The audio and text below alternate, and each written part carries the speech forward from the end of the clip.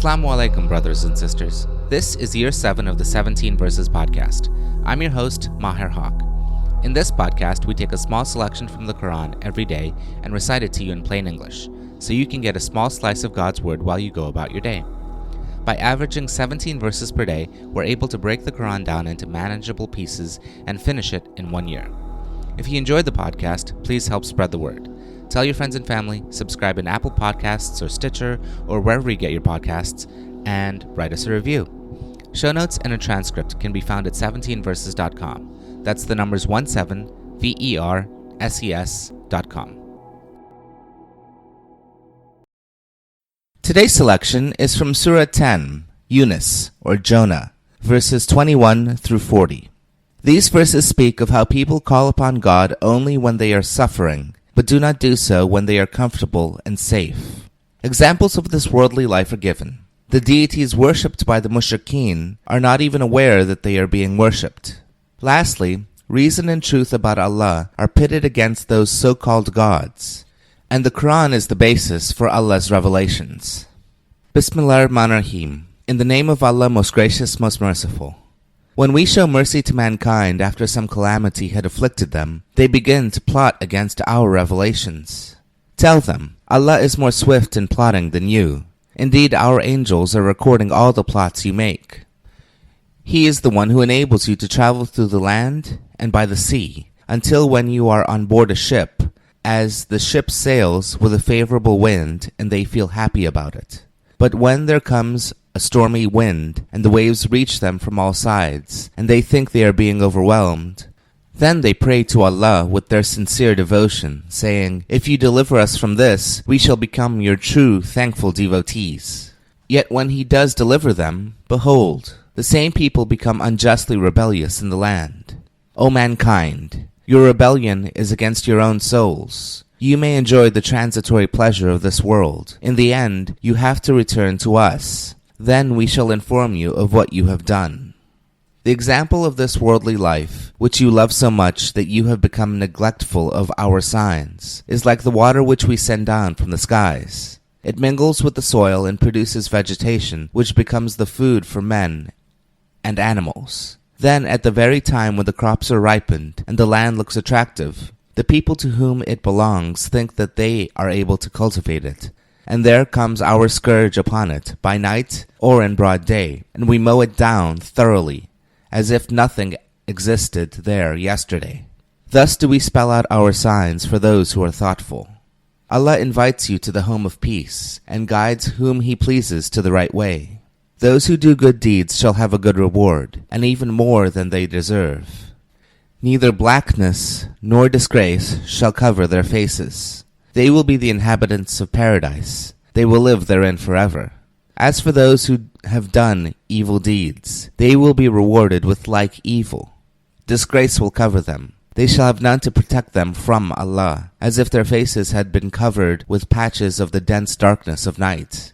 They will become the inmates of the fire. They will live therein forever. On the day when we shall gather them all together, we shall say to those who committed shirk or associating other deities with God, "Stay where you are, you and those whom you set as partners with us." We will separate them from one another. Then the shuraka, or the partners they had set up with us, will say, "It was not us that you worshipped. Allah is an all-sufficient witness between you and us. Even if you worshipped us, we were quite unaware of your worship." Thereupon every soul shall know what it had sent forth, as they will be brought into the court of Allah, their true patron, and their invented falsehoods will leave them in the lurch. Ask them, who provides your sustenance from the heaven and from the earth? Who has control over hearing and sight? Who brings forth the living from the dead and the dead from the living? Who regulates the universe? They will soon reply, Allah. Say, why do you not then fear Him for you going against the truth? The same Allah is your real Lord. What is left after the truth except falsehood? How then can you turn away? Thus has the word of your Lord proved true in regards to the transgressors that they do not believe.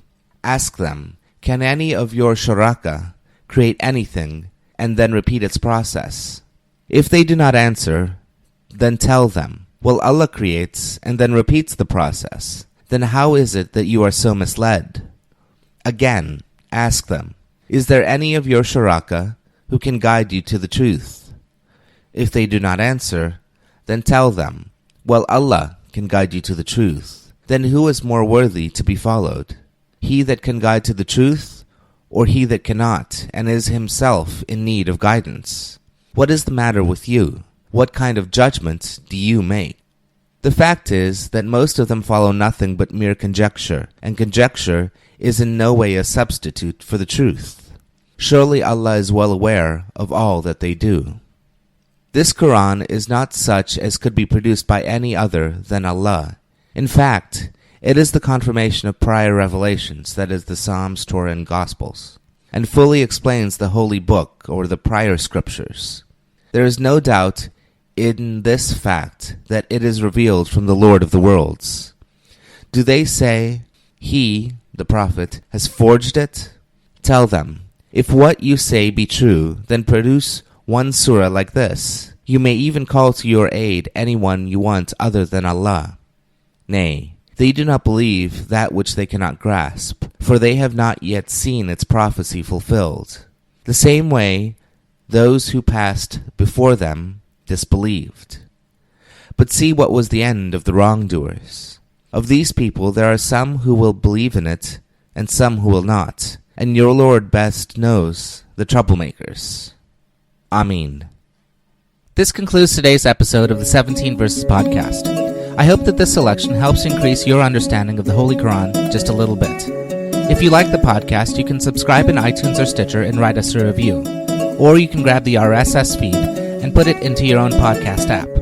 The show notes, including a text version of this episode, can be found by going to 17verses.com. That's the numbers 17, VERSES.com. Thank you, and be well.